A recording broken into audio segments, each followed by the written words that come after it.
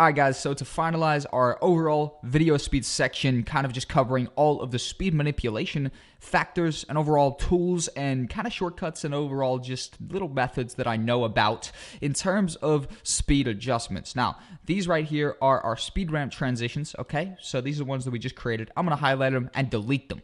And this right here is going to be an exercise slash mini exercise. Honestly, some of the mini exercises aren't even that mini, so I'm just going to start calling these guys exercises, right? Where I'm going to leave you guys a clip to download. If you guys go to resources, you can download 2 clips. Let me go over here quick. Clip number 1 and clip number 2, and we're going to be creating a very nice speed ramp transition through both of these clips and overall just blending these together really nicely to create a speed ramp transition, but together. Now you guys have just watched me do it in the last, lecture. I feel confident you guys can put this together. It's not the hardest thing in the world, but overall it is a very, very nice method for blending clips together using the speed manipulation factors, aka creating a speed ramp with the time remapping effect. Anyways, go ahead and drag these 2 clips in from wherever you have them after you've downloaded them from resources. And when we import them, they will obviously come just like this. Now, if we give this a play, they are originally in slow motion, okay? They were shot in slow motion, so that is making me feel, okay, as if, well, first off, with the speed ramp, we're going to have to increase the speed a lot more than 300, but more importantly, there's a lot more frames to work with, so it's going to look even nicer rather. The thing is about slow motion is, say we were slowing down a 30 FPS clip, it's not the greatest thing in the world, but these are obviously shot on, I believe, 60 FPS, so there's double the frames in there, so when we speed it up or slow it down, it's got loads more there, and overall, I think this is going to be extremely nice. So let's go ahead and jump into where we would start wanting this. Now, you guys have both your clips inside. Let's go ahead and just play this first clip, have a little look around. Overall, it is just a DJ, and the second clip right here is a room where a smoke cannon is firing this smoke into the crowd. This is taken from the same edit that we did a few clips on in the beginning of this kind of lecture, or in the beginning of this whole course. But regardless, let's go ahead and jump into where we would want to transition. So I think I want him to obviously be on screen, so I'm just going to trim this down to a position that I would like it. I think I'm probably going to have it like here. Okay, so let's have him go for about 3 seconds, and then we could start doing a speed ramp transition, okay? Or let's have him go for maybe about 5 seconds. Why not? And we'll chop him on 5 seconds. So you guys want to chop him down to about 5 seconds, and let's go ahead and bring this second clip in here. And this second clip, I think I'm just going to have start right here, because this is perfect for when the smoke comes out right away, and I think it's looking really good. So, anyways, let's go ahead and drag this dial up right here so we can increase more visibility of our actual video clip itself. Go up to the effects, go ahead and right-click that time remapping, and click speed. And that is going to create this speed line right down the middle. Now, if we go ahead and drag this scrubby wheel in and zoom in on this particular situation right here, we can actually start creating some adjustments to this particular thing right here by just pressing P to get onto our pen tool and just go ahead and click. And if you click, that's going to go ahead and paint in a dial.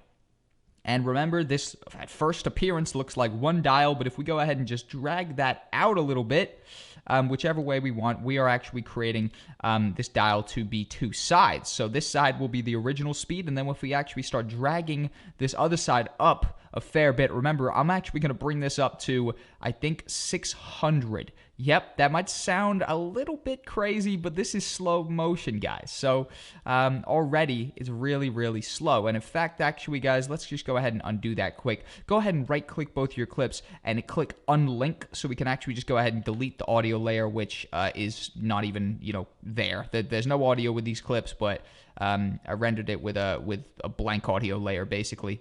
So go ahead and delete that. And then go back here and drag that back up to 600. That's just why I was popping up with some weird stuff then when we did that. But if we go ahead and bring that up to 600 and drag that back along, we can go back into our dials here, zoom back in, and just start making more of a gradual adjustment. So if we actually just go ahead and play with this, start creating a gradual adjustment, and just bring this along so that we are adjusting the speed ramp so that it kind of kicks its peak right here when it would be almost transitioning, okay? So we're trying to set it up so that it builds up just like that and flies almost into the next clip, okay? So if we give this a play right now, it is starting to build up the effect that we want. However, I think we need to bring it over a little bit still. Just go ahead and keep dragging this on just to make it even more of a gradual build-up right here, because it might be a little bit too quick. So you see what I'm doing? I'm just dragging along, adjusting this speed ramp so that it's more gradual and that it's more of a build-up here. And I would advise you guys just to do the same with me right now. And almost, I might need to actually bring that in a little bit now just to create it even quicker.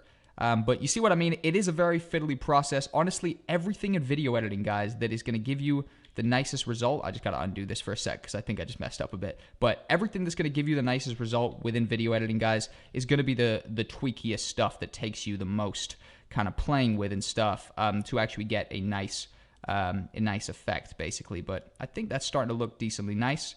Yep. I think that is starting to look pretty nice. If we bring that over so it just speed ramps right there at the end, I think we can start creating a very nice speed ramp in. So again, if we go to the second clip, once we've created a nice speed ramp so it almost hits the peak of the speed right where it would transition clip. So if we give this a play, it is going to start speeding up a lot right there. And that's where we can actually have the speed of this next clip. For example, if we click the FX, go to time remapping and speed, go ahead and just pen in a point, drag these dials apart right here, and go ahead and pull this side up here all the way up to about 600% as well. Let go on 600. Go ahead and just drag that dial along so we can actually create more of a gradual buildup right here. And that is definitely starting to create a nice gradual buildup. Again, let's just adjust this right now so that we can actually bring it over to kind of be reflecting the same sort of pattern and the same sort of shape as this original speed ramp, so that we have the nicest kind of flow between the both of them when they come down. But I reckon I'm just tweaking this to try and get it as similar as I can to this particular speed ramp right here, so that's going to look nice and consistent. And if I give this a play right now, let's see what we're looking at so far.